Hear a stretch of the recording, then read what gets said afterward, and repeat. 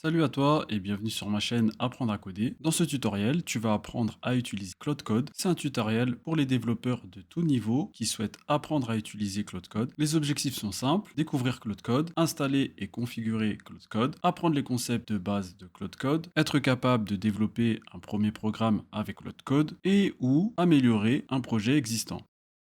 Ce tutoriel est composé de 6 parties. Premièrement, qu'est-ce que Claude Code? Deuxièmement, l'installation de Claude Code. Troisièmement, les premiers pas avec Claude Code. Quatrièmement, les concepts fondamentaux. Cinquièmement, les bonnes pratiques dans Claude Code. Et la dernière partie, la sixième, Claude Code dans IntelliJ IDEA et VS Code.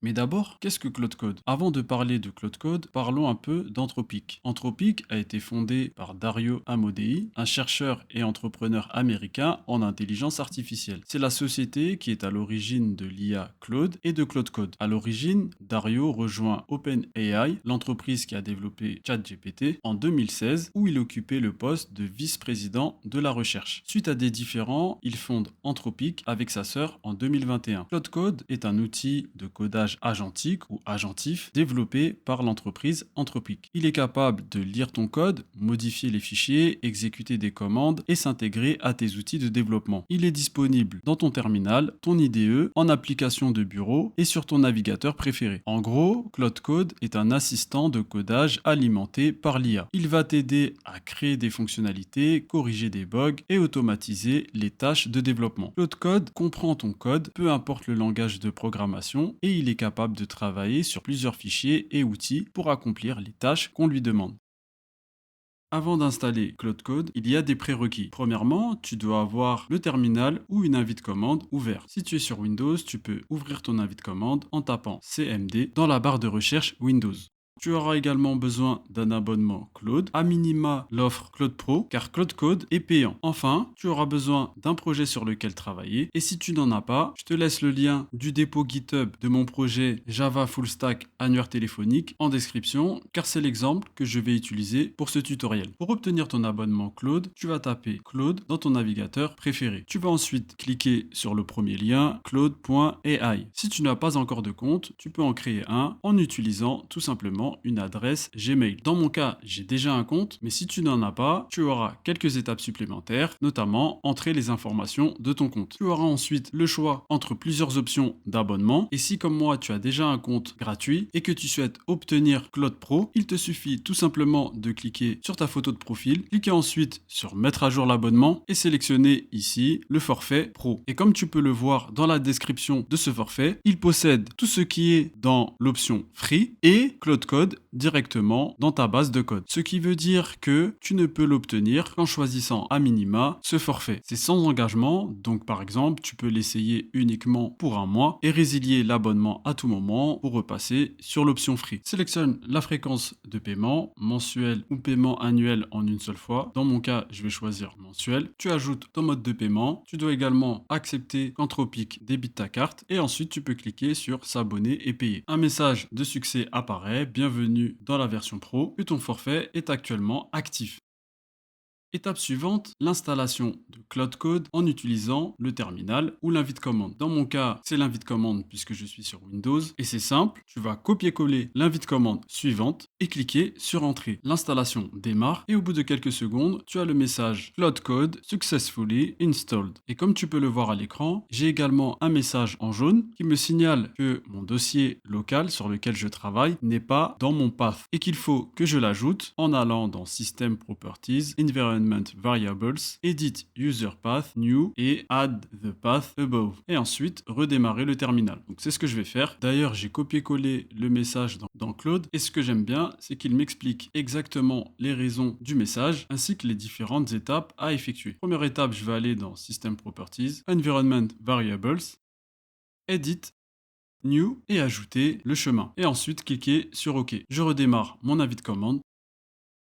Et pour démarrer Claude, il te suffit simplement de taper la commande Claude. Ce que j'apprécie dans Claude également, c'est le système de pas à pas. Par exemple, ici, il me propose de sélectionner le look de mon terminal. De mon côté, j'ai toujours été fan des dark modes dans tous mes outils, que ce soit les IDE que j'utilise, les applications. Et comme tu peux le voir, même mon navigateur web est en dark mode, donc je vais laisser le dark mode par défaut. Mais si tu veux, tu peux naviguer entre les différents modes et choisir celui qui te convient le mieux. Une fois sélectionné, tu peux cliquer sur Entrée et dans l'étape suivante, Claude Code te propose de sélectionner ta méthode de connexion. Ici, tu as trois possibilités. Soit tu as un compte Claude Pro à minima, soit tu as un compte Anthropic Console. Dans ce cas-là, tu vas utiliser ta clé API. Et troisième possibilité, tu te connectes avec un compte Amazon Bedrock, Google Vertex AI ou Microsoft Fundry. Dans notre cas, on va sélectionner le compte Claude Pro et cliquer sur Entrée. Cela t'ouvre directement une page vers ton navigateur préféré afin d'autoriser la connexion à ton compte Claude. Clique ensuite sur Autoriser et comme tu peux le voir, tu as un message de succès, Logging Successful, press Enter to continue. Ici, tu as une information très importante à ne pas prendre à la légère. Premièrement, et ça c'est l'erreur que font beaucoup de vibe codeurs, c'est que le code est rarement revu, alors que Claude ou même ChatGPT sont susceptibles de faire des erreurs. C'est là également l'avantage pour un développeur, même débutant, mais surtout pour les développeurs confirmés et seniors, d'utiliser l'intelligence artificielle pour développer leurs applications, car leurs compétences de développeur peuvent leur permettre de déceler une erreur dans le code. Deuxième point très important, n'utilisez uniquement du code auquel tu fais confiance. Et cela pour des raisons évidentes de sécurité et des risques élevés de piratage de ton ordinateur et de tes données personnelles. Passons à l'étape suivante, tu peux donc cliquer sur Entrée et là on passe à la validation de ton espace de travail. Normalement c'est ton dossier utilisateur par défaut, donc c'est un dossier de confiance. Tu peux donc sélectionner Yes, I trust this folder. Clique ensuite sur Entrée et te voici dans Claude Code. Je te félicite, tu as réussi à installer Claude Code en utilisant le terminal ou l'invite commande.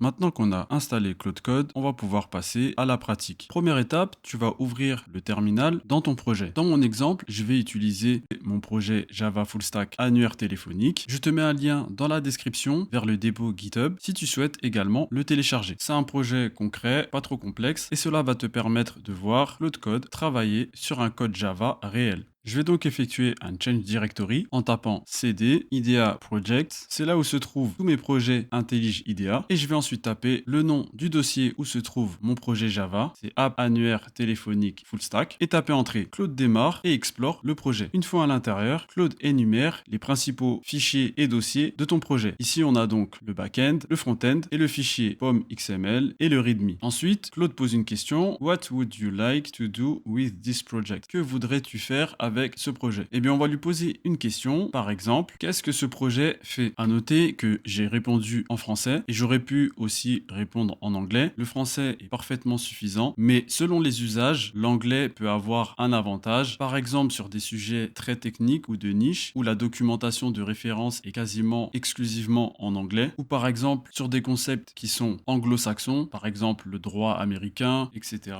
Mais si tu es bilingue anglais ou tu as un très bon niveau d'anglais, il est préférable d'utiliser cette langue, ça te permettra d'avoir accès à une part plus importante des données d'entraînement. Tu peux ensuite cliquer sur Entrée, Claude Code va ensuite lire les fichiers tout seul. À la fin de l'analyse, il m'a fait un résumé clair et complet de mon projet. C'est une application web de gestion de contacts annuaire téléphonique construite comme un projet pédagogique pour la chaîne YouTube Apprendre à coder. Il a ensuite listé toutes les fonctionnalités ainsi que les différentes stacks techniques. Il a également fait un point sur l'état actuel du code ainsi que l'avancement. Et là, je vois qu'il a vraiment bien compris le code ainsi que sa structure. Et ce qui est très impressionnant, c'est la pertinence dès le début. Comme tu as pu le voir, tu n'as pas eu besoin d'expliquer la structure du code. Claude Code la comprend tout seul. Et ici, il continue la conversation en me posant une autre question. Qu'est-ce que tu veux faire sur ce projet? Je vais donc lui demander de faire une première modification simple. Par exemple, modifie le front-end pour qu'il soit plus moderne. Et pour que tu vois bien la différence, je vais te montrer le front-end avant modification et le front-end front-end après modification. Donc avant modification, le front-end ressemblait à ça. Le design n'étant pas ma spécialité, j'ai donc opté pour quelque chose de très simple, mais j'avoue que ça manquait de modernité. Maintenant, je vais cliquer entrée sur ce prompt et laisser Claude Code effectuer les modifications. On voit qu'il commence par lire le code de mon front-end, il parcourt les différents fichiers, il passe ensuite dans un mode réflexion, il me répond ensuite qu'il a tout lu et qu'il va maintenant créer un design moderne avec CSS Custom Properties, carte avec ombre, avatar d'initial et une barre de recherche propre. Tu vois aussi la consommation de tes tokens en temps réel et ici j'ai consommé environ 580 tokens pour effectuer la modification. Il a commencé par modifier mon fichier index.html. Ici les modifications sont mineures mais il me demande tout de même Do you want to make this edit to index.html? Je vais sélectionner Yes et continuer. Il repasse donc en mode bricolage. Ce qui est intéressant ici, c'est qu'au fur et à mesure, tu as des types qui apparaissent entre deux actions. Par exemple ici, Claude Code te propose d'utiliser /btw pour poser une question rapide en parallèle sans interrompre le travail courant de Claude. Et ça effectivement, ça peut être intéressant et augmenter la productivité. Cette fois-ci, il me demande de créer un fichier index.css. Le CSS, ça va être du code pour gérer le style de ma page. Par exemple, la couleur, la police utilisée, la taille de la police, les espaces et alignements, etc. Ici, je vais également valider les changements et sélectionner Yes. C'est là qu'on voit qu'il est quand même important d'avoir des notions en développement parce que ça peut te permettre de détecter une erreur avant de la valider. Cette fois-ci, Claude Code me propose de modifier mon fichier index.jsx et je vais donc sélectionner Yes. Ensuite, Claude Code me propose de remplacer certaines parties du code de mon fichier a.jsx. Je vais donc sélectionner Yes et continuer.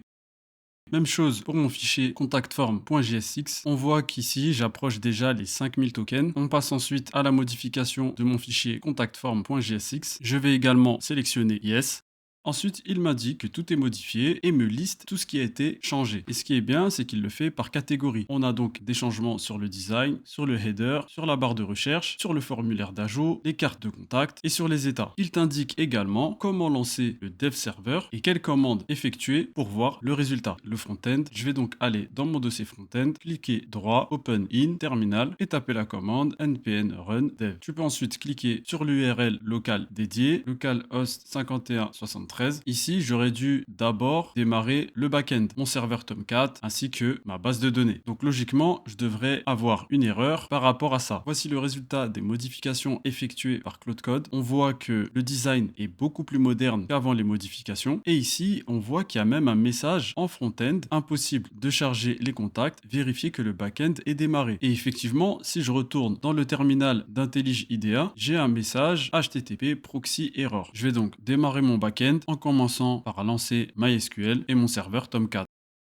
Pour cela, je vais dans Service, je recherche MySQL, on clique droit, Start, et ensuite on retourne dans IntelliJ IDEA et on va démarrer le back-end en lançant l'application. Tu vas donc dans l'arborescence de ton projet, aller dans Back-end, Java et cliquer droit sur Annuaire Application et lancer l'application. Il n'y a pas de message d'erreur, on peut passer au démarrage du front-end. Dans ton arborescence, tu vas aller sur le dossier front-end, cliquer droit, Open in, sélectionner Terminal et là tu vas lancer la commande npm run dev. L'URL localhost dédié apparaît. Tu peux donc cliquer dessus afin de l'ouvrir dans ton navigateur préféré et on a bien le résultat attendu, c'est-à-dire le nouveau front-end modifié par Claude Code. On a donc un nouveau header, une barre de recherche moderne avec le nombre de contacts qui s'affiche juste à côté. Pour l'instant, on n'en a qu'un seul. La recherche de contacts fonctionne. Par exemple, si je tape L, j'ai toujours Bob l'éponge qui apparaît. Mais si je tape T, par exemple, j'ai un message aucun résultat pour T qui apparaît. J'ai même la possibilité d'ajouter un nouveau contact ou de modifier un contact existant.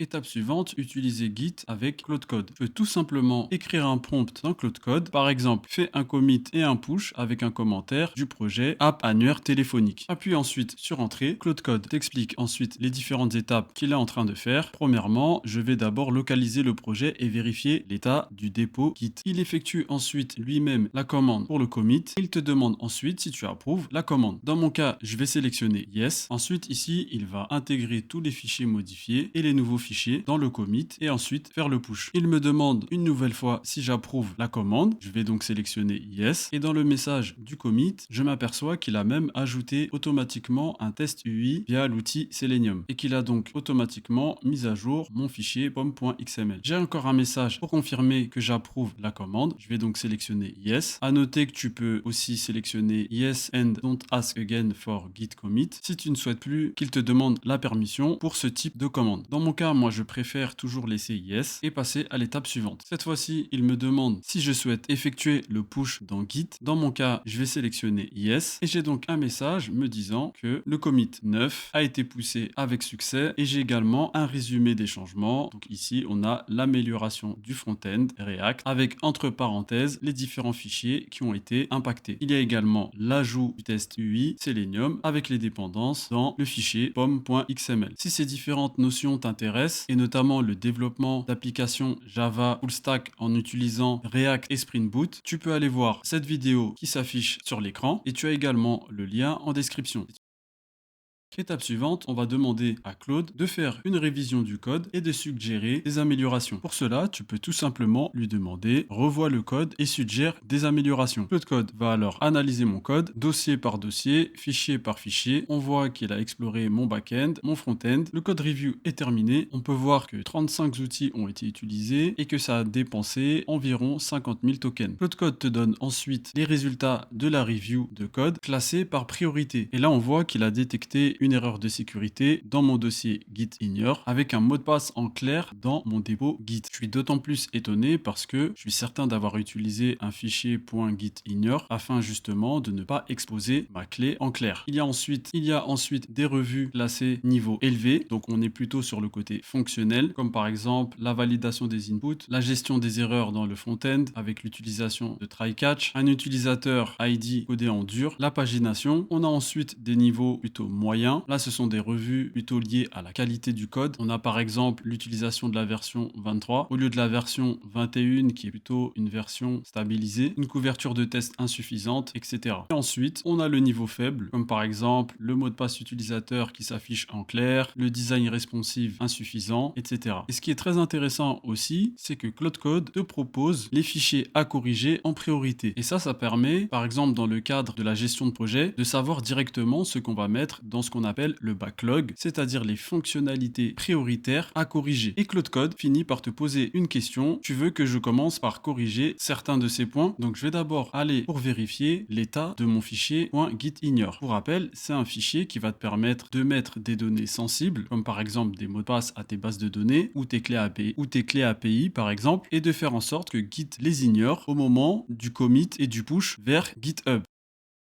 Donc j'ai vérifié et j'ai bien un fichier .gitignore. Donc je vais lui demander de vérifier aussi de son côté. Je vais écrire vérifie mon fichier gitignore car pour moi j'ai bien mis le fichier properties avec mes données sensibles dedans. Claude Code analyse mon fichier .gitignore et il a trouvé le problème. Le fichier est encore traqué par Git malgré le .gitignore. Et il m'explique pourquoi. La cause, c'est que le chemin dans le .gitignore est incorrect. Donc là par exemple, j'ai fait une erreur qui aurait pu être grave si par exemple le mot de passe aurait été une clé API ou si c'était le mot de passe d'une grosse application consultée par des milliers d'utilisateurs. Ici, ce n'est pas le cas, c'est une application locale, c'est une base de données MySQL. Donc même si le mot de passe apparaît en clair chez d'autres utilisateurs qui auraient téléchargé le dépôt Git de mon projet, il n'y aurait pas d'incident ni sur ma base ni sur mes données personnelles. Il me propose ensuite des corrections à faire et me demande de confirmer si je veux qu'il modifie mon fichier .gitignore. Je vais sélectionner Yes. Il effectue la commande bash correspondante et me demande de confirmer. Je vais donc sélectionner Yes. Le fichier a donc été retiré du tracking. Il va même faire le commit et le push en ajoutant un commentaire afin d'expliquer les modifications qui ont été faites sur le code. Il me demande une nouvelle fois la permission d'effectuer les changements et je vais sélectionner Yes. Voilà, le problème a été corrigé. Claude Code me donne même un résumé de tout ce qu'il a fait avec la cause du problème et les correctifs apportés pour le régler. Il me propose ici de modifier par sécurité mon mot de passe MySQL, mais là ici il s'agit juste d'une connexion en local sur une application qui elle aussi reste en local. Donc même si des personnes accèdent à ce mot de passe, il n'y a aucun problème de sécurité de mon côté.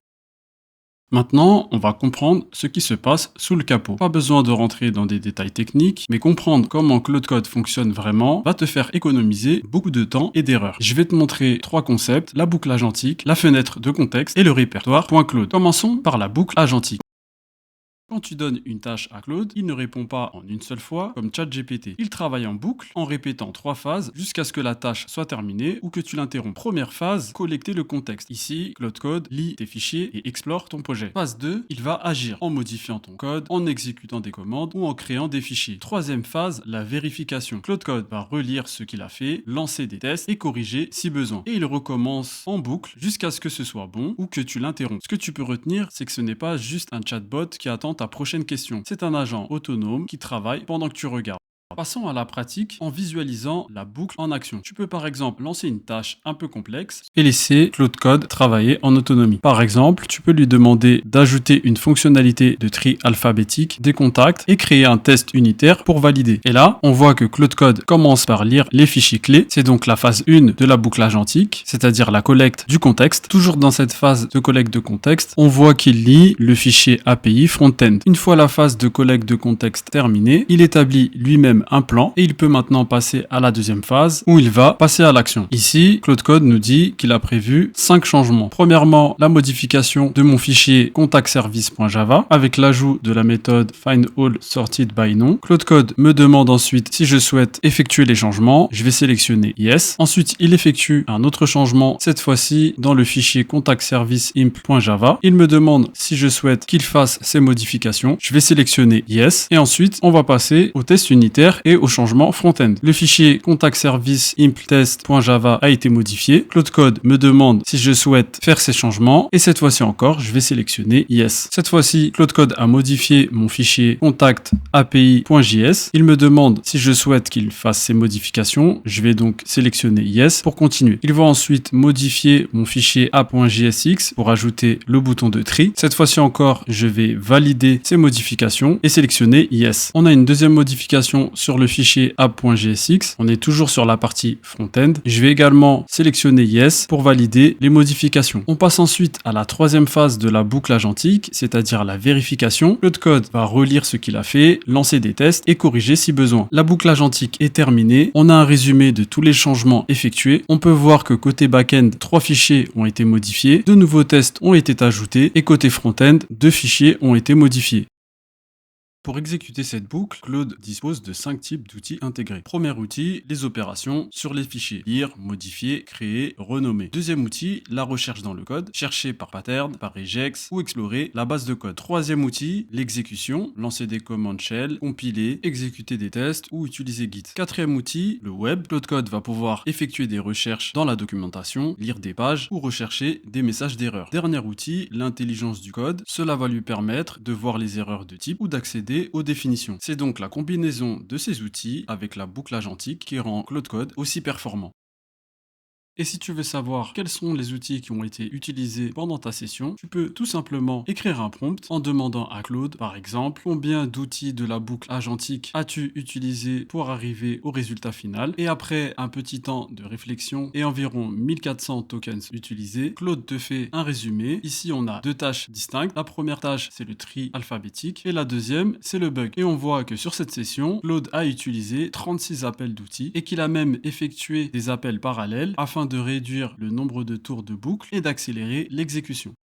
La fenêtre de contexte est un concept très important à comprendre. La fenêtre de contexte, c'est la mémoire de travail de Claude pendant une session. Elle contient tout, tes messages, les fichiers qu'il a lus, les résultats des commandes. Attention à une confusion fréquente. Dans le terminal, tu vois un écran vide à chaque nouvelle session. Mais vide ne veut pas dire que le contexte est vide. Dès que tu lances Claude et qu'il commence à lire des fichiers, à exécuter des commandes, à recevoir tes réponses, le contexte se remplit de façon invisible dans le terminal. Imagine une feuille de papier. Plus tu travailles avec Claude, plus la feuille se remplit. Quand elle est presque pleine, Claude commence à oublier des instructions qu'il avait au début et à faire des erreurs de plus en plus fréquentes. C'est pour ça que dans la partie suivante, je vais te montrer comment bien gérer le contexte, car c'est une compétence importante pour bien utiliser Claude Code sur le long terme. Commence par lancer Claude sur ton projet. Dans mon cas, je vais utiliser le projet annuaire téléphonique et ensuite tape la commande usage. Et ici, tu as un aperçu du coût total ainsi que le compteur de tokens. On voit qu'il y a environ 185 000 tokens qui ont été utilisés jusqu'ici avec une utilisation de 25% sur la session courante et 9% sur la semaine. On a un coût d'environ 10 cents et si tu navigues sur les différents onglets, tu as accès à la configuration dans Config. Dans Statut, tu vas avoir un résumé de ton profil et ce qui nous intéresse, c'est l'onglet Stats qui va te permettre d'avoir une vision un peu plus détaillée de ton utilisation. Et ici, on voit que le total de tokens utilisés est de 185 400 tokens et que le modèle le plus utilisé est Sonnet en version 4.6. Pour voir l'évolution de notre fenêtre de contexte et donc du nombre de tokens utilisés, tu peux faire quelques échanges avec Claude en lui demandant par exemple de lire plusieurs fichiers. Par exemple, si je lui demande que fait ce projet, je sais par déduction qu'il va lire les fichiers de mon projet afin de l'analyser. Tu peux ensuite retaper la commande usage et là on s'aperçoit que l'usage pour la session courante a augmenté d'1% et que le nombre de tokens utilisés est passé à 188 400. Un bon réflexe à avoir, si tu vois que Claude commence à donner des réponses bizarres ou incohérentes, ça arrive surtout des longues sessions, c'est souvent un signe que le contexte est presque plein. Dans ce cas, tu as une solution, utiliser la commande clear et tu pourras recommencer avec une session propre. Dernier concept de cette partie, le fichier claude.md et le répertoire.claude. À la racine de ton projet, tu as le fichier claude.md. C'est le fichier de briefing que Claude lit à chaque session. Plus tu y mets d'informations pertinentes, moins tu répètes les mêmes explications à chaque fois. Et tu as aussi le répertoire.claude, c'est le dossier de configuration de Claude Code dans ton projet. Il contient setting.json, tes commandes, tes skills, les rules et tes agents. Pour créer ton fichier claude.md, rien de plus simple, soit tu le crées manuellement dans ton éditeur de code, ou tu peux tout simplement demander à Claude de le faire pour toi. Par exemple, tu peux faire le prompt suivant, créer un fichier claude.md en te basant sur ce que tu sais du projet. Ce fichier, c'est en quelque sorte ce que tu donnerais à un nouveau développeur dans ton équipe pour le briefer. Il lira donc ça avant de commencer à travailler. Une fois terminé, on voit que le fichier est divisé en plusieurs catégories. On a la stack utilisée, les différentes commandes, que ce soit pour le back-end ou pour le front-end. Ensuite, on a une catégorie liée à l'architecture et enfin, les points clés et les différentes limitations actuelles. Bien entendu, tu pourras personnaliser ce fichier plus tard, soit manuellement, soit via un prompt dans Claude. Claude me demande Do you want to create claude.md et je vais sélectionner Yes. Le fichier a été créé et maintenant je vais vérifier directement dans mon IDE si tout est OK. Et comme tu peux le voir, le fichier claude.md apparaît bien dans l'arborescence de mon projet, à la racine de celui-ci, c'est très important, et à l'intérieur de ce fichier, on trouve bien l'ensemble du briefing généré par Claude en se basant sur les informations de mon projet. Si tu souhaites modifier son contenu, tu as deux icônes disponibles en haut à droite dans IntelliJ IDEA, une vue uniquement Editor et l'autre Editor et Preview. Pour ce qui est du répertoire .claude, on va parcourir ensemble son arborescence. On reviendra sur le détail de tout ça dans d'autres vidéos dédiées. Mais ce que tu peux retenir, c'est que le répertoire .claude peut contenir le fichier settings.json. Ici, tu vas avoir les règles de permission, c'est-à-dire ce que Claude peut ou ne peut pas faire. Ensuite, tu as les rules. Ce sont les instructions du projet qui sont réparties dans des fichiers thématiques qui peuvent être chargés de manière conditionnelle en fonction des chemins d'accès. Ensuite, nous avons les skills. Ce sont des procédures réutilisables que tu définis une fois. Et pour chaque skill, tu as un dossier contenant un fichier skill.md ainsi que tous les fichiers associés nécessaires. Tu as le dossier command afin de créer des commandes personnalisées, mais depuis peu, dans Claude Code, les skills ont remplacé les commandes personnalisées car elles offrent plus de fonctionnalités. Ensuite, tu as le dossier output styles. Il va te permettre de personnaliser le formatage et l'apparence des résultats affichés dans Claude Code. Ensuite, tu as le dossier agents qui va te servir à créer des sous-agents, c'est-à-dire des agents spécialisés que Claude Code peut appeler pour accomplir des tâches spécifiques. Par exemple, tu peux avoir un agent spécifique pour revoir une partie de ton code. Et le dernier dossier, Agent Memory, qui sert à stocker la mémoire persistante des sous-agents. Ça va être toutes les informations que chaque sous-agent peut mémoriser et réutiliser entre les sessions. La plupart des débutants avec Claude Code ont deux erreurs classiques. La première, ils donnent une tâche trop vague et s'étonnent que le résultat soit moyen. La deuxième, ils laissent une session tourner des heures et le contexte se remplit à bloc. Dans cette partie, je vais te donner les vraies habitudes à prendre dès le début. Ces pratiques viennent directement de la doc officielle et Anthropic a d'ailleurs publié une page entière sur comment leurs propres équipes utilisent l'outil. Je te laisse les sources en description. Première pratique à adopter, le workflow, explorer, planifier, implémenter, valider. Quand tu as une tâche un peu complexe, ne la donne jamais directement à Claude. Passe d'abord par ces 4 étapes, même si ça semble long, mais ça va te faire gagner énormément de temps. Étape 1, explorer, sans toucher le code. Tu peux par exemple utiliser le prompt suivant, explore le projet et dis-moi comment je pourrais ajouter une fonctionnalité sport CSV de l'annuaire. Ne code rien pour l'instant, je veux juste comprendre les options. Et là, comme tu peux le voir, Claude m'a donné 2 approches différentes. Si je lui avais juste dit ajoute l'export CSV, il aurait choisi tout seul et peut-être que l'approche proposée ne m'aurait pas convaincu. Ici, j'ai donc 2 choix. L'option 1 qui semble la plus simple me propose de modifier le front-end. L'avantage, c'est que je n'ai aucune modification du back-end à faire, que l'export respectera automatiquement le filtre ou le tri actif à l'écran et qu'il n'y a pas de dépendance supplémentaire. Le seul inconvénient, c'est que si j'ajoute de la pagination plus tard, seuls les contacts affichés seraient exportés. La deuxième option, elle, est plutôt tournée back-end. J'ai des avantages différents ici. Un export complet garanti, la possibilité de réutiliser des méthodes existantes et que cette solution est prête pour MySQL en production sans rien changer. Les inconvénients, c'est qu'ici, je vais devoir ajouter une bibliothèque comme OpenCSV et qu'il y aura certainement des allers-retours réseau supplémentaires. Objectivement, ici, je suis plus axé sur l'option 1 car c'est la plus simple, donc elle nécessitera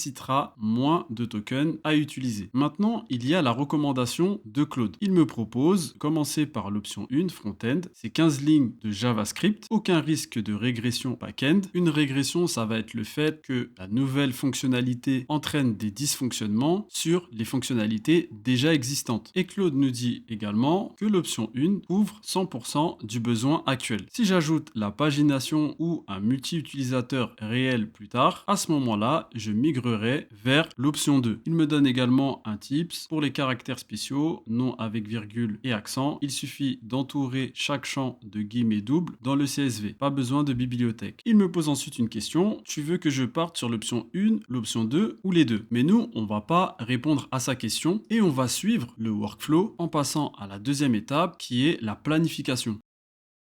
Tu vas donc activer le mode plan en tapant /plan et ensuite ajouter une description. Par exemple, créer un plan détaillé pour implémenter l'export CSV de l'annuaire, liste précisément les fichiers à créer, les fichiers à modifier et l'ordre dans lequel tu vas procéder. Le mode plan, c'est une fonctionnalité clé pour tout type d'utilisateur de Claude Code, du débutant à l'expérimenté. Claude va te présenter exactement ce qu'il va faire avant de le faire. Ça va te donner donc l'opportunité de relire, corriger ou ajouter des contraintes. Il ne touchera à rien tant que tu n'as pas validé. Voici donc le plan de Claude. On voit qu'on a un fichier à créer côté front-end, un autre à modifier côté front-end toujours, et qu'il va commencer par le fichier à créer, puis le fichier à modifier. Ensuite, il me donne les différentes étapes à faire afin de vérifier que l'implémentation de cette fonctionnalité ne présente ni anomalie ni défaut. En réalité, ici, c'est un test fonctionnel et c'est une étape clé que tu retrouves souvent dans un projet informatique. Je vais choisir Yes pour approuver le plan proposé par Claude et on va passer ensuite à l'étape d'implémentation.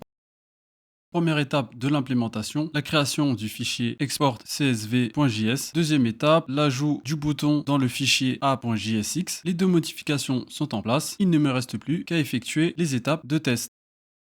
Première étape, démarrer mon backend. Je commence par mon serveur Tomcat et ma base de données MySQL. Et ensuite, dans IntelliJ IDEA, je vais lancer l'application. Il n'y a pas d'erreur, donc je peux passer au démarrage du front-end. Je vais cliquer droit, Open in, Terminal et lancer la commande npm run dev. J'ouvre l'URL dédiée et là, ce que je constate directement, c'est que j'ai un bouton exporter CSV juste à côté du bouton de tri. La deuxième étape, c'est de créer au moins un contact avec des champs contenant des virgules ou des accents. Dans mon cas, j'ai déjà un contact qui contient un accent, c'est Bob l'éponge. Je vais donc passer à l'étape 3, c'est-à-dire cliquer sur exporter CSV. Le fichier CSV se télécharge bien dans mon dossier Download. Je vais donc vérifier qu'il contient bien l'ensemble de mes données et c'est bien le cas. J'ai bien les deux contacts qui se trouvent dans ma base de données qui apparaissent dans le fichier CSV. Je vais donc passer à la quatrième étape qui est d'ouvrir dans Excel et là je dois voir les accents s'afficher correctement et les colonnes bien séparées. Dans mon cas je n'ai pas Excel donc je vais utiliser l'équivalent qui est Google Sheet. J'importe le fichier CSV et c'est bien le résultat attendu. On a l'accent du nom l'éponge qui apparaît bien ainsi que les colonnes qui sont bien séparées.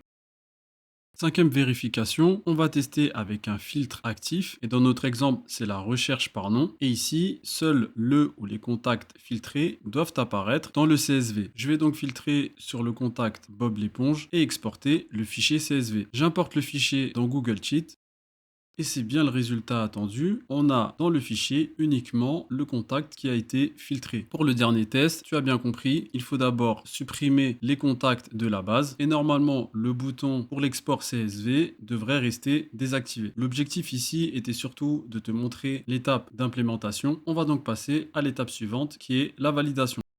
Pour cela, c'est simple, tu vas simplement demander à Claude de vérifier son propre travail. C'est une étape très importante et quelqu'un qui n'a pas l'habitude d'utiliser Claude Code pourrait sauter. Il faut savoir que Claude est bien meilleur pour vérifier son travail quand tu lui demandes explicitement. Sans ça, il te donne le code et considère la tâche comme terminée. Pour l'étape de validation, tu peux lancer le prompt suivant, compile le projet, teste que l'export CSV fonctionne avec deux contacts de l'annuaire et dis-moi si tout est correct. Claude me demande l'autorisation pour effectuer le build du front-end pour détecter les erreurs de compilation. Le build du front-end est OK et il me demande ensuite de compiler Maven pour la partie back-end. Dans mon cas, pour la partie back-end, il faut exécuter le code de mon fichier annuaire application.java. Il me propose donc de démarrer le back-end depuis IntelliJ IDEA et ensuite il reprendra la main une fois que mon serveur Tomcat sera démarré. Je vais donc démarrer mon serveur depuis IntelliJ IDEA. Il veut ensuite créer d'abord un utilisateur puis deux contacts. Mais étant donné que j'ai déjà un utilisateur et deux contacts, je vais donc lui demander de passer à l'étape suivante. Et donc, je vais cliquer sur No. Je lui explique simplement, il y a déjà deux contacts dans ma base et un utilisateur va directement à l'étape d'export CSV. Pour l'étape de récupération des contacts, je clique sur Yes. Il me dit que la structure JSON est claire et qu'il va donc simuler le CSV exact qui serait généré avec les deux contacts. Il a également constaté que les accents sont corrects, les guillemets sont sur tous les champs et donc qu'Excel ou alors sa version Google Sheet ouvriront correctement le fichier. Il me dit que tout est correct côté export mais qu'il a repéré un bug préexistant dans le projet. Donc tant qu'à faire, je vais lui demander de faire un commit et un push vers Git et d'ajouter un ou plusieurs tests unitaires pour la nouvelle fonctionnalité. Il m'explique donc les différentes étapes qu'il va effectuer, corriger le bug, préparer les tests, puis le commit et le push. Pour la correction du bug, je vais donc cliquer sur Yes. Ensuite, une modification de mon fichier export csv.js. Je vais également sélectionner Yes pour ces changements. Troisièmement, l'ajout du package vtest dans le fichier package.json. Je vais également accepter les modifications. Ensuite, on passe à la création du fichier export csv.test.js. Je vais cliquer sur Yes pour valider la création du nouveau fichier et ensuite on passe à l'installation de Vitest et au lancement des tests. Je vais également cliquer sur Yes pour valider cette étape. L'installation est OK. On passe maintenant au lancement des tests. Je vais donc cliquer sur Yes pour valider cette étape et là on voit qu'on a un message d'erreur. 6 tests sur 7 sont passés. Claude propose de corriger directement la fonction. Je vais donc cliquer sur Yes pour la correction du fichier export csv.js. Claude me propose de relancer les tests. Je vais cliquer Yes pour passer à la suite. Cette fois-ci, les 7 tests sont passés. Il ne reste plus qu'à faire le commit et le push dans Git. Première étape, la vérification des fichiers modifiés. Je vais cliquer Yes pour cette étape et il me précise qu'il ne va committer que les fichiers de cette session et je vais donc cliquer sur Yes pour valider la commande. Voilà donc le message qui va apparaître dans Git. C'est le commit numéro 10, export CSV, correction du bug contact row et tests unitaires. Il comprend l'ajout export CSV côté front-end, le bouton exporter CSV, la correction du bug, l'ajout de vitesse et l'ajout de Claude.md. Je sélectionne ensuite Yes pour valider le commit. Tout a été poussé dans Git. Claude te fait donc un récapitulatif complet avec d'un côté le fichier impacté et de l'autre côté l'action qui a été faite sur ce fichier. C'est ici que tu vois la puissance de ce workflow et surtout dans la partie validation. Ici, non seulement Claude a vérifié ce qu'il venait de faire, mais il a pu également détecter un bug antérieur et le corriger. Pratique numéro 2, la gestion du contexte ou comment économiser les tokens. Je pense que tu te souviens de la fenêtre de contexte qu'on a vue tout à l'heure. Ici, je vais te donner 7 réflexes concrets à avoir pour ne pas la remplir inutilement. Ce sont des habitudes qui te feront aussi économiser des tokens et donc de l'argent si tu es sur un plan payant. Premier réflexe, l'utilisation de la commande clear entre deux tâches différentes. Il ne faut pas mélanger une tâche de type corriger un bug dans un fichier et une autre tâche comme par exemple ajouter une fonctionnalité dans la même session. session. Ce sont deux contextes différents. Deuxième pratique, essaye d'être le plus spécifique possible dès le départ. Voici l'exemple d'un mauvais prompt. Améliore mon code. Vaut mieux plutôt demander à Claude dans le fichier annuaire.java, dans telle méthode, par exemple la méthode recherchée par nom, à la ligne 47, optimise la recherche pour qu'elle ignore les accents et la casse. Ne touche à aucun autre fichier. Plus ton prompt sera spécifique et plus la réponse sera efficiente. Troisième réflexe, ne jamais copier-coller du code dans le chat. Dis plutôt regarde le fichier annuaire.java plutôt que de copier-coller le code de ce fichier annuaire.java. Quand tu lui demandes de lire le fichier en particulier, Claude va le lire directement sans polluer le contexte avec un copier-coller. Quatrième réflexe à avoir, reprendre une session existante plutôt que tout réexpliquer. Pour ça, tu vas utiliser la commande continue afin de reprendre exactement là où tu t'es arrêté. C'est très utile si tu as interrompu une session et que tu veux continuer le lendemain. Cinquième réflexe, ne confonds pas la commande clear et la commande continue. Ce sont deux usages très différents. La commande clear te permet d'avoir une page blanche totale, donc un contexte vide, et là tu repars de zéro. La commande continue, elle, te permet de reprendre la session précédente avec son contexte intact. Ne confonds pas les deux, surtout si ton contexte est déjà bien rempli, utilise plutôt clear pour repartir sur une page blanche. Sixième réflexe, cibler plutôt que tout charger. Si tu demandes à Claude de lire un gros fichier de log par exemple ou une dépendance entière, il va consommer une quantité massive de tokens d'un coup. Dis-lui plutôt, par exemple, regarde uniquement la méthode recherche par nom dans le fichier annuaire.java. Plus tu es précis sur ce qu'il doit lire et moins il gaspille de contexte. Septième réflexe, on en a déjà parlé un peu plus tôt dans le tuto, c'est surveiller le contexte en live en utilisant la commande usage. Si tu tapes usage à tout moment pendant une session, tu pourras voir combien de tokens ont été consommés. Quand tu approches de la limite, ne te force pas. Fais un clear et recommence proprement. Mieux vaut une session fraîche plutôt qu'un Claude qui oublie tes instructions.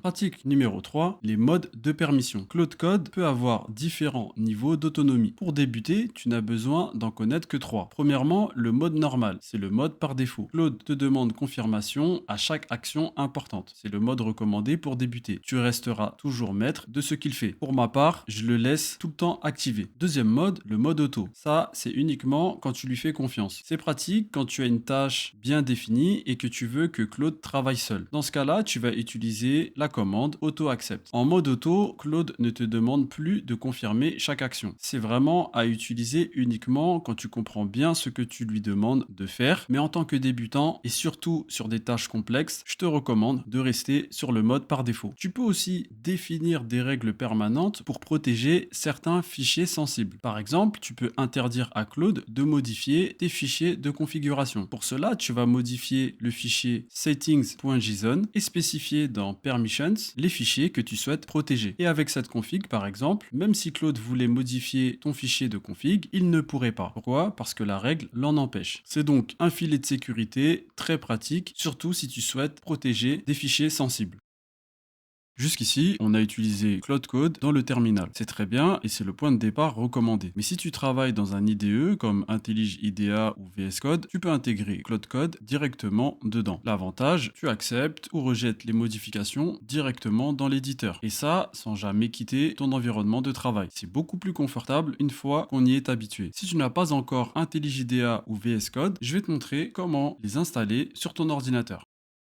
Commençons par IntelliJ IDEA. Pour télécharger IntelliJ IDEA, tape IntelliJ IDEA dans ton navigateur préféré et dans le premier résultat de ta recherche sur le site jetbrains.com, tu vas cliquer sur Download. Sur la page de téléchargement, tu vas tout simplement cliquer sur Télécharger. L'IDE est gratuit et tu bénéficies d'un essai de 30 jours de l'abonnement Ultimate. Si tu veux utiliser la version Ultimate d'IntelliJ IDEA, tu peux obtenir 20% de réduction en utilisant mon code. C'est également valable sur les autres outils de JetBrains, comme par exemple PyCharm Pro pour le développement Python, WebStorm, .ultimate, etc. Toutes les informations sont dans la description. Après avoir lancé IntelliJ IDEA, dans la page d'accueil, clique sur la roue crantée en bas à gauche et choisis Settings. Sélectionne ensuite Plugins et l'onglet Marketplace. Ensuite, tu vas rechercher Claude Code dans la barre de recherche. Normalement, c'est le premier dans la liste. On voit qu'il y a plus de 3 millions de téléchargements, presque 4 millions au moment de la vidéo. Et on voit que l'éditeur, c'est bien Anthropic. Clique sur Install, clique sur Apply OK, la page de settings se referme, ferme IntelliJ IDEA et relance-le. Lance le terminal dans IntelliJ IDEA et tape la commande Claude pour lancer Claude Code. J'ai fait une erreur de manipulation, ce qui m'a empêché d'enregistrer l'ajout d'une nouvelle fonctionnalité dans le projet qui est la validation du format email. Cet email doit contenir un arrobase et un point après le symbole arrobase. Cette erreur est une opportunité pour utiliser certaines commandes de Claude, par exemple la commande résumé. Cette commande va nous permettre de reprendre la conversation précédente. Ici, on voit qu'il y avait donc une session de coding et je vais donc demander à Claude de résumer les derniers changements sur le projet. Pour essayer, je vais lui demander aussi quel est le dernier prompt que j'ai donné et que fait la dernière fonctionnalité implémentée sur le projet. Comme tu le vois, je suis toujours dans IntelliJ IDEA et plus particulièrement dans le terminal d'IntelliJ IDEA. Et là également, on voit qu'il anticipe le prochain prompt en pré-écrivant « Montre-moi les changements non committés ». Je vais d'abord voir le contenu de sa réponse. On voit qu'il dit « Je n'ai pas de mémoire persistante des conversations précédentes ». Donc ici, il me répond à ma demande sur le dernier prompt que j'ai effectué. Et la raison, c'est que le fichier memory.md n'existe pas encore. Et ça, c'est également une bonne pratique dans Claude. Et je pense que je ferai une vidéo dédiée où je rassemblerai toutes les bonnes pratiques, comme le fait d'avoir un fichier memory.md dans son projet. Donc ici, Claude va se baser sur l'historique Git, donc le commit numéro 10 et l'export CSV qu'on avait implémenté dans la précédente partie. Ici, ce qui m'intéresse, ce sont ces fichiers modifiés non committés et j'aimerais effectivement qu'il m'explique ce qu'ils contiennent. Donc, je vais tout simplement répondre oui. Ici, on a également une autre occasion de réviser les parties précédentes, notamment la boucle agentique. Ici, on est dans la phase 1, c'est-à-dire la collecte du contexte. Donc, Claude est en train de lire mes fichiers modifiés pour comprendre les changements en attente. Ensuite, il effectue différentes commandes. Là, c'est la phase 2, c'est-à-dire l'action. Et ensuite, la dernière phase, la vérification, où il va relire ce qu'il a fait et éventuellement lancer des tests ou corriger si besoin. La tâche est terminée et on a un résumé clair des changements en attente. Et on voit qu'en numéro 2, on a la validation de l'email. Cette fonctionnalité a impacté deux fichiers, le fichier contact.java et le fichier pom.xml. Dans la prochaine partie, on va passer au test fonctionnel de cette nouvelle fonctionnalité et ensuite, on ajoutera une nouvelle fonctionnalité depuis le terminal d'IntelliJ IDEA en utilisant le workflow explorer, planifier, implémenter, valider.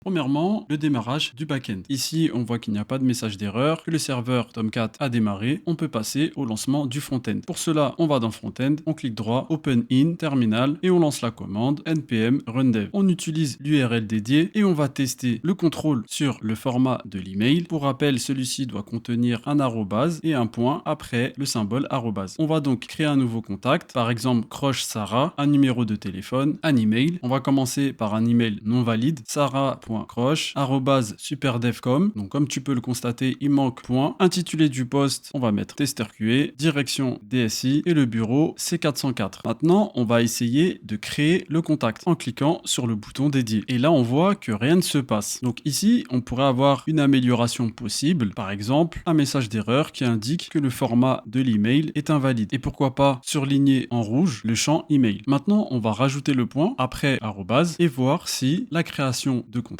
devient possible. Cette fois-ci, le contact est ajouté. On voit aussi ici qu'on pourrait ajouter une autre amélioration d'un point de vue expérience utilisateur. Par exemple, ajouter un message pour dire que le contact a été ajouté à l'annuaire. Ça, ce sont des exemples que tu pourrais implémenter toi-même de ton côté, soit en utilisant Claude Code ou soit en écrivant toi-même le code afin de t'exercer. Passons maintenant à l'ajout d'une nouvelle fonctionnalité en utilisant Claude Code dans IntelliJ IDEA.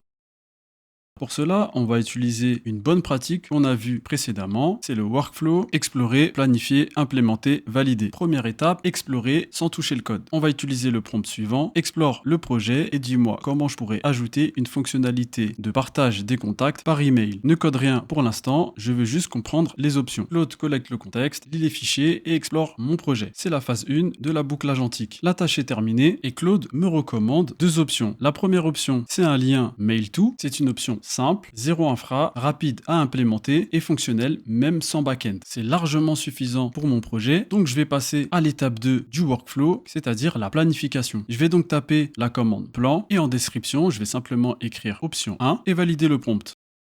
Voici donc le plan rédigé par Claude. On a donc un récapitulatif du contexte, ajouter un bouton partagé sur chaque fiche contact qui ouvre le client mail de l'utilisateur avec les informations du contact pré-remplies. C'est une approche purement front-end sans modification du back-end. Ici, il y a un seul fichier à modifier, c'est le fichier contactraw.jsx et Claude nous liste les différents changements qu'il va effectuer. Le premier est lié à une fonction et le deuxième est lié au bouton. Le reste ne change pas et ensuite on a les étapes de vérification. Je vais en suivre certaines afin d'effectuer un test fonctionnel de l'application et ensuite je vais demander à Claude de les effectuer également. Étant donné qu'il n'y a pas beaucoup de changements à effectuer, je vais passer à l'étape d'implémentation en choisissant Yes, Auto Accept, Edit. De cette manière, je dis à Claude que j'accepte toutes les modifications et donc que j'approuve le plan. On passe donc dans la boucle agentique avec l'étape d'analyse du contexte. Ici, Claude va lire le fichier avant de l'éditer. On passe à la deuxième partie de la boucle agentique, l'action. Ici, Claude va agir sur les fichiers, notamment en modifiant le fichier contactraw.jsx avec l'ajout de la fonction helper et du bouton partager. L'avantage de travailler sur l'IDE, c'est que tu peux voir directement dans ton IDE les modifications, soit dans le terminal ou soit directement dans le fichier concerné. Par exemple, ici, on a la fonction build mail to URL. On le voit dans le terminal, mais on peut également le voir directement dans le fichier contactraw.jsx. Et étant donné que mon fichier est connecté à Git, donc j'ai directement une bande verte qui apparaît pour m'indiquer que le code a été modifié. Je vais donc tester cette fonctionnalité. Pour cela, je vais lancer le front-end en cliquant droit sur front-end, open in, terminal et lancer la commande npm run dev. J'ouvre l'URL dédiée et comme tu peux le constater, j'ai un message impossible de charger les contacts, vérifier que le backend est démarré, ce qui veut dire que pour voir apparaître mes contacts, il faut que je démarre au préalable mon backend. C'est ce que je vais faire. Je vais donc aller dans service, MySQL, je clique droit, start. Ensuite, je démarre MySQL Workbench pour avoir la vision de ma base de données et ensuite, je démarre mon backend depuis IntelliJDA. Pour cela, je vais lancer mon application. Je peux ensuite recharger l'URL de mon application et là, je vais retrouver mes 3 contacts qui sont dans ma base de données. Et on voit bien que le bouton partager apparaît bien et que si je clique dessus, le client mail de mon ordinateur s'ouvre. Dans mon cas, c'est Outlook et on a bien l'email du destinataire qui apparaît, l'objet pré-rempli. Ici, c'est fiche contact Bob l'éponge et dans le corps du mail, on a les informations du contact, le nom, Bob l'éponge, le numéro de téléphone, l'email, le poste, la direction et le bureau. Le bien cordialement fait partie de la signature de mon mail. Il ne reste plus qu'à ajouter le destinataire et ici, on a une fonctionnalité qui a été correctement implémentée. Dans la liste de vérification de Claude, il y a d'autres tests à effectuer, mais cette fois-ci, je vais lui laisser la main pour les effectuer. Et ici, on va passer à la dernière étape du workflow qui est l'étape de validation. Je vais donc lui demander de tester la fonctionnalité et de me dire si tout est correct en se limitant à l'ouverture du client mail lors du clic sur le bouton partage. Cette étape, c'est une étape qui se répète dans un projet informatique et notamment dans la partie test fonctionnel qui se trouve juste après l'implémentation. Et on pourrait par exemple ici dédier un agent qui aurait le rôle de testeur et qu'on appellerait tout simplement à chaque fois après l'implémentation d'une nouvelle fonctionnalité. Ce sera certainement l'objet d'une autre vidéo, donc je t'invite à rester branché et à t'abonner et activer la notification si ce n'est pas encore fait. Ça te permettra de ne pas manquer ma prochaine vidéo sur le sujet.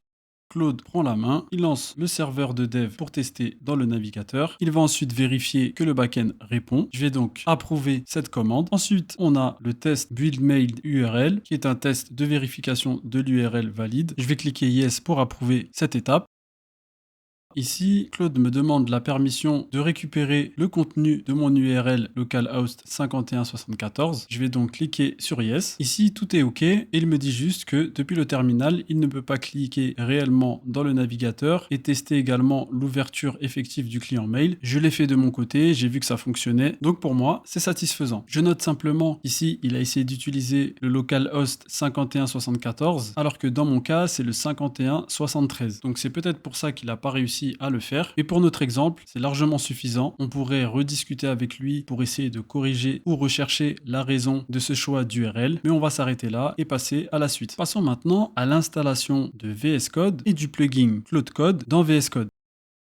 Visual Studio Code ou VS Code, c'est un IDE développé par Microsoft. Tu peux l'utiliser sur Windows, sur Linux et macOS. Il est gratuit et il est basé sur du code open source. Pour le télécharger, rien de plus simple, tu vas aller dans ton moteur de recherche préféré et tu vas taper VS Code. Le premier résultat, code.visualstudio.com, c'est le site officiel de l'IDE. Tu peux cliquer sur Download ou par exemple cliquer sur Install VS Code on en choisissant ton moteur de recherche. Dans mon cas, je suis sur Windows, donc je vais cliquer Windows. Ici, tu vas tomber directement sur la page de la documentation VS Code dédiée à l'installation de l'IDE. En haut à droite, tu as un bouton Download, clique dessus et là, tu peux choisir le lien de téléchargement en fonction de ton système d'exploitation. Donc dans mon cas, je suis sur Windows, donc je vais cliquer sur Windows. J'ai déjà VS Code installé sur ma machine. Si ce n'est pas ton cas, avant de passer à l'étape suivante, tu vas d'abord devoir installer VS Code sur ton ordinateur. Une fois dans VS Code, tu vas sélectionner Extensions, c'est l'icône avec 3 carrés en forme de petit L et un petit carré au-dessus. Et dans la barre de recherche, tu vas chercher Claude Code. Et le premier résultat, Claude Code for VS Code, celui dont l'auteur est Anthropic, c'est celui-ci que tu dois choisir. Clique sur Install et tu as donc une pop-up qui s'ouvre. Do you trust the publisher Anthropic? Tu vas cliquer sur Trust Publisher and Install, autoriser l'accès dans le pare-feu si tu en as un. Et là, tu as plusieurs étapes à suivre pour prendre en main rapidement Claude Code. Première étape, ouvrir Claude Code. Ici, on te propose de cliquer sur l'icône orange Claude en haut à droite dans le coin ou cliquer CTRL espace. Ensuite, on te propose de chatter avec Claude. Vu que j'ai déjà utilisé VS Code sur un autre projet, je vais tout simplement lui demander d'ouvrir le dernier projet ouvert dans cette IDE. On entre dans la boucle agentique, souviens-toi. Phase 1, la collecte du contexte. Il recherche les projets récents. Phase 2, il agit. Dans le cas présent, il va exécuter des scripts et des commandes en Bash ou PowerShell. Il me demande la permission d'utiliser PowerShell pour son script. Je vais choisir Yes. Et là, il me dit que mon dernier projet, c'est le projet langue maternelle. Et effectivement, là, je te le dis en exclusivité, c'est un projet que j'avais commencé à développer avec Copilot, l'intelligence artificielle de Microsoft, en utilisant l'IDE VS Code. Et comme tu le vois, il fait un résumé de mon application. C'est une application d'apprentissage des langues camerounaises, Bassa et Boulou. Il fait un récapitulatif des stacks et nous explique brièvement ce que fait l'application. Donc l'application propose des leçons structurées avec progression visuelle, un système de vocabulaire et de traduction et un chatbot IA qui est pour l'instant sur ChatGPT avec également un sélecteur de langue. Soit on choisit Bassa, soit on choisit Boulou. J'ai envie de continuer cette application et y intégrer d'autres langues africaines comme le Soninké, la Darija marocaine ou algérienne ou encore Lingala. Si tu es intéressé par voir un build in public de ce projet, que ce soit par exemple en faisant des live coding réguliers, dis-le moi en commentaire. La dernière étape de la prise en main, ce sont les dernières conversations. Mais ici, c'est ma première conversation avec Claude dans VS Code, en tout cas sur ce projet. Donc je vais terminer ici pour la prise en main. Ensuite, je vais lui demander tout simplement d'ouvrir le projet dans VS Code. Et comme tu peux le voir, l'interface graphique de l'IDE VS Code a certains points communs avec l'IDE IntelliJ IDEA. Tu vas retrouver à gauche des icônes avec les fonctionnalités principales de l'IDE. Ensuite, tu vas retrouver l'arborescence de ton projet avec les différents dossiers et les différents fichiers. Et au centre, une vue soit sur ton code ou sur le terminal. À droite, tu as le chat de Copilot. Attention, ici c'est Copilot, ce n'est pas le chat de Claude. Si tu veux accéder au chat de Claude, il faudra cliquer sur l'icône Claude à gauche. C'est la fin de ce tutoriel. Tu as maintenant une vision assez complète pour démarrer avec Claude Code. Bien évidemment, il reste énormément de choses à voir pour maîtriser l'outil. On a vu ensemble les 8 premières étapes pour débuter, la boucle agentique, la fenêtre de contexte, le répertoire .claude, des bonnes pratiques essentielles et comment intégrer Claude Code à IntelliJ IDEA et VS Code. Ce qui est important à retenir, c'est que Claude Code n'est pas un raccourci pour éviter de comprendre le code, mais ça va te permettre d'être beaucoup plus productif et de déléguer certaines tâches à Claude. Ce que je te conseil, c'est de continuer d'apprendre et de maîtriser un ou plusieurs langages. Car plus tu comprends ce que tu fais, plus l'utilisation de Claude Code sera efficace pour toi. Dans les prochaines vidéos, on va aller un peu plus loin. On va parler des agents, des skills et de comment utiliser Claude Code sur un projet complet de A à Z. Si cette vidéo t'a été utile, laisse un commentaire pour me dire ce que tu veux qu'on explore en priorité. J'ai mis le lien de ma formation Java plus IA en description. Elle part de zéro et t'amène jusqu'à créer ta première application Java fonctionnelle avec l'IA. Je te remercie d'avoir suivi ce tutoriel jusqu'à la fin. Je te remercie également pour le soutien. Je te dis à bientôt dans une prochaine vidéo et d'ici là, prends soin de toi.